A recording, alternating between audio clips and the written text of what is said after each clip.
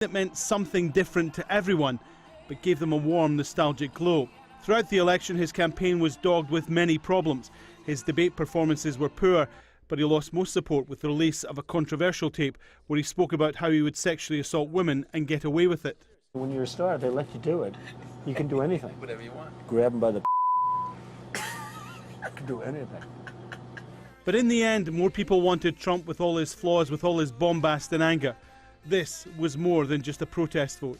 This is a change that they wanted. It may not have been the candidate they wanted, it may not have been the circumstances that they thought they would find themselves in, but what they wanted was something different than the status quo we've had for 8 years or for 16 years or whatever period of time they feel like America has been leaving them behind. We will make America great again. It was a campaign America has never seen the like before, but incredibly it worked. And now America will have a president unlike any other. Alan Fisher, Al Jazeera, Washington. Let's speak now to Trevor McCrisken, Associate Professor of US Politics and International Studies. He's in Warwick in the UK. Trevor, good to have you with us. I think, like many people, you fully expected Hillary Clinton to clinch it. After all, that's what the polls were saying. What do you make of Donald Trump's victory? Well, that was the expectation, certainly, that Hillary Clinton, the most experienced of the two political campaigners, obviously Trump had no political experience prior to this campaign. The expectation was that she should be able to walk this election. She should be way ahead in the polls and way ahead across the various states that you would expect to turn Democrat on a presidential election.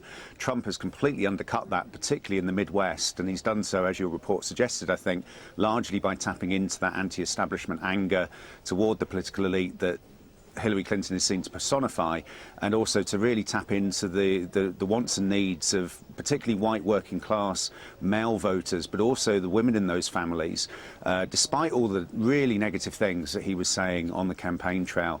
So it has come as quite a shock, particularly to those of us who like to try to predict these things. We seem to have missed it this time. So was a vote for Trump a protest vote, Trevor? I think in a lot of ways it was a protest vote. I think it was a protest vote against all manner of things, against this big idea of what Washington is all about, that it's just riddled with corruption. Hillary Clinton represented that for a lot of people on the right in America, but it's beyond that. It's more than that. It's not just the Democrats that this was a campaign against. In a lot of ways, it was a campaign against the way the Republican Party has been operating in Washington as well. And one of the big problems I think that President Trump is going to face is that he was incredibly critical of the Republican leadership in Congress and the sort of elite members of the party that he's now going to have to try and call upon to form his administration, to take up various positions across the executive departments, to work with him within the White House and to work with him in Congress. Although it's gone to the Republican Party as well, those are very different Republicans to the sort of people that he's been appealing to. So this is an outsider candidate who won largely because he was disconnected from the political system, but somehow now he's got to go inside that system and work positively with those that he really needs to rely upon if he's going to achieve anything in the American system. In his acceptance speech, he said that his victory speech, I'm sorry, he said that he wanted to be a leader for all Americans. Given the divisive nature of the campaign, can he ever be that, do you think? I think it's a very, very difficult task, but then, of course, we thought him winning the election was a very, very difficult task, and he's managed to achieve that.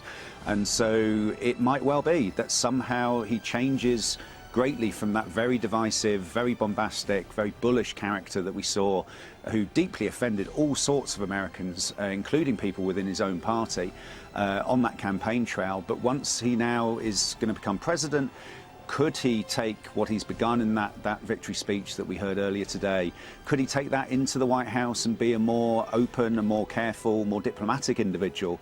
It would seem that his temperament is not like that. We know quite a lot about Donald Trump, obviously, from his TV appearances over the year. He does say things that he wants to say. He's very much his own person. He more or less ran as an independent candidate through much of this campaign. It's going to be difficult, I think, for him to really rein in those aspects of his personality that I think actually were found to be quite appealing by quite a lot of voters. He would not have won this election if that were not the case.